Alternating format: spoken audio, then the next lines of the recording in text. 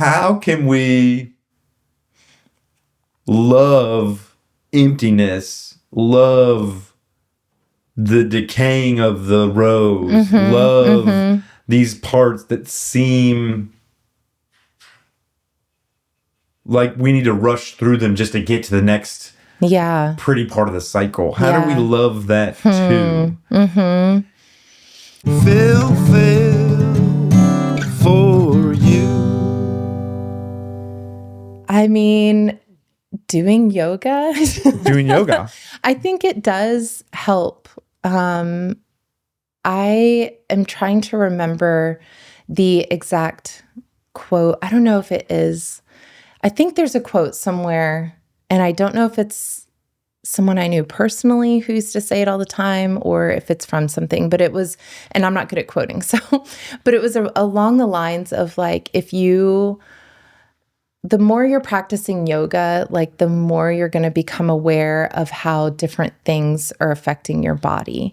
And you're going to start craving different things. Like you're going to notice you can't eat, right before you're doing a ton of forward fold. You're going to notice like what you eat is affecting how you feel during your practice. And you're going to notice then like what things feel good or don't, like regardless of if you're practicing or not. You're going to start making different choices. And, you're probably going to start like sleeping differently and being more mindful. It depends also on like, it depends. It depends on a million different things, right. But I want to say like the way that we approach yoga at our studio, it is sort of not just what are you doing on the mat, and we're not just here to like look good in our yoga clothes or whatever, whatever it is. It's not just about the physical practice. It's about all of these other aspects of the human existence that are incorporated in the practice of yoga. And, I think the more you start to become aware of and are intentional in incorporating all these other aspects, I think changes just start to happen naturally. And it's like you start to change one thing and you might notice like how you feel better. And then that leads to changing something else, Yeah. Some kind of natural change, it's not authoritarian. It's not discipline. It's really like, I just feel better when I do this.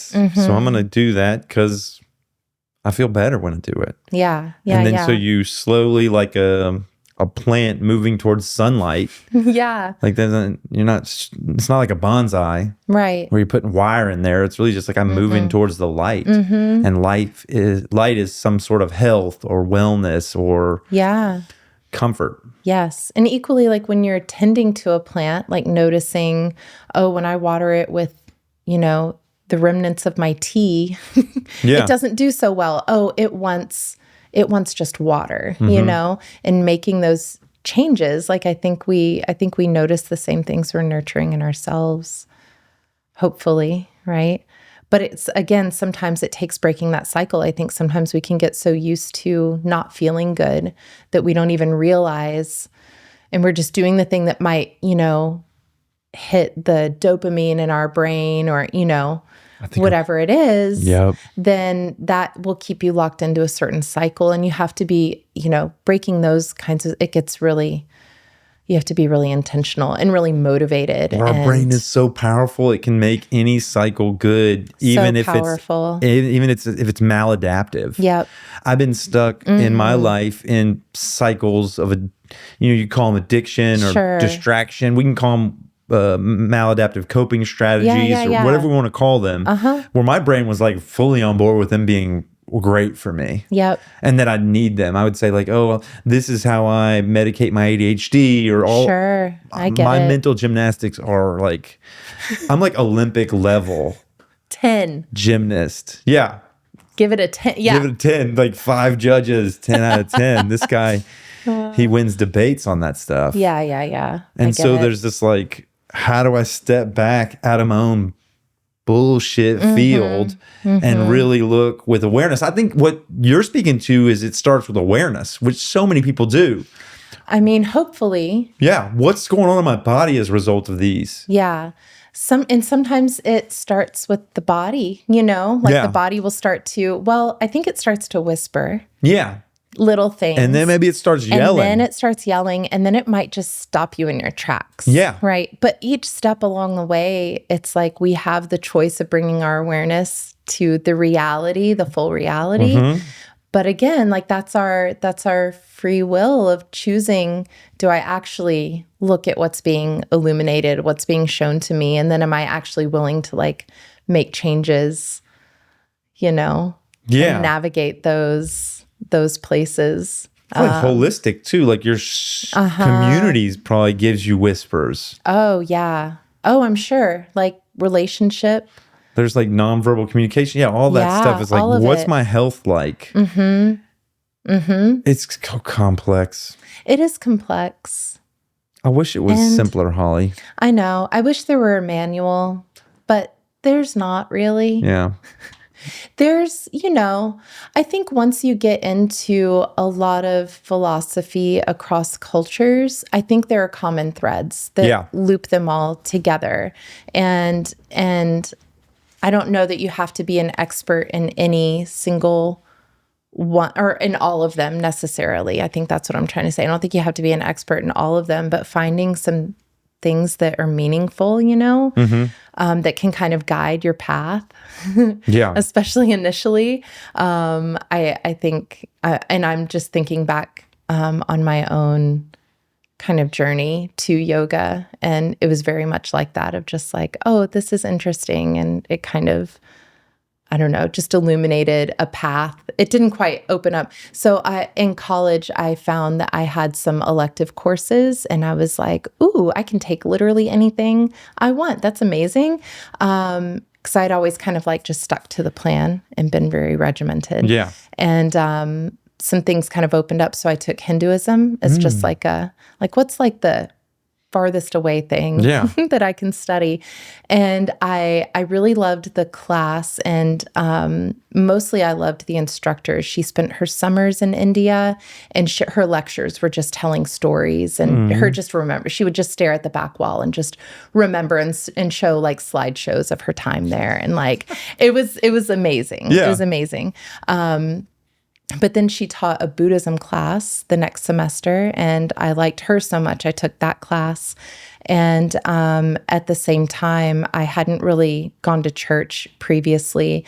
But my boyfriend, his dad was a Methodist minister. Mm-hmm. And so I started going to church, and it was the first place I heard God is love. And I'd grown up like going to Catholic church a little bit, hadn't really heard that there.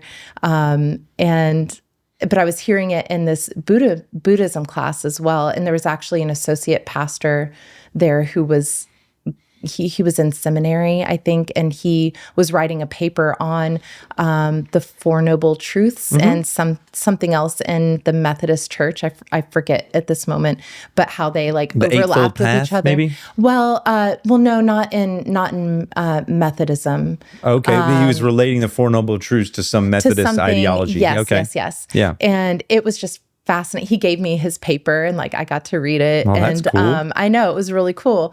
And anyways, that sort of, then I had one more semester, and I took the philosophy of yoga as my last semester. Was it Ashtanga? Is that? Well, Ashtanga is a branch of a physical practice of yoga. So my understanding of sort of the evolution of different styles of yoga is, let me think back. Krishnamacharya was a yogi in India, and in India, sometimes people will go to a yoga practitioner almost as like a doctor of like, I have this ailment, what can I do? And they're like downward facing dog. Totally. You'll be good. Totally. It's like that. Or breath. They talk about breath work curing stuff too. Absolutely. Okay. Yeah. So this one family came with their little boy. Not little boy. He was like 13, but kind of sickly and like not really strong. And they're like, what? He needs something. He needs to move his body. What can he do? And so his prescription was this very very defined, like place this foot here. I can't think of the word I want to use, but very very specific in the placement of the body, and it like healed him. And this actually, this was Iyengar, and he's sort of like the grandfather of Hatha yoga as we practice it. It's the very specific, again, placement of the body, the like holding postures. Alignment Based. Thank you. Is that the word you were looking for? That is the word I was looking for. Nailed it. Very alignment based, yes. And then this other family came to Krishnamacharya and had this very hyperactive 13-year-old boy. And I don't actually know if they were 13 at the time. I just imagine them as, yeah, making that up. But came with this teenage boy, hyperactive, just like, please help us. Bouncing off the walls, yes. yeah. What can we do? And so he prescribed for him this 90-minute long same practice every time. And there are different series. There's 6 days on, you get 1 day of rest. So it's a different series, A, B, C, D, E. I didn't count that. Yeah. A, B, C, D, E, F. F. F. Okay. F. I think there are that many series. And it's 90 minutes long. It becomes a moving meditation once you learn it, but it's very physically active and very rigorous. And of course, like channels all the energy. And again, it gives the mind something to do. It gives the body something to do. A release. It's just, full release, full body exercise. And that became Ashtanga yoga. That was Pattabhi Jois. And Pattabhi Jois. And he kind of brought that style over to America. And a lot of people love it. Yeah. I guess I was thinking of Ashtanga as the 8-limbed path, though, because Ashtanga means 8 limbs. It does. So there's the physical movement part of it, but there's also those 8. Yeah. Yama, niyama. Well, yes. Was that from Patanjali? Does Ashtanga mean 8 limb? I think it does. I don't know. It might. I don't know that. But I can learn things too. I can too. I'm learning and I can all the also time. totally be wrong. No, you're fine. But there is the 8-limb path in yoga, and asana is just one of the limbs.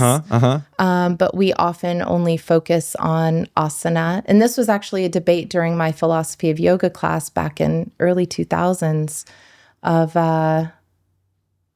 is the way that yoga is incorporated in Western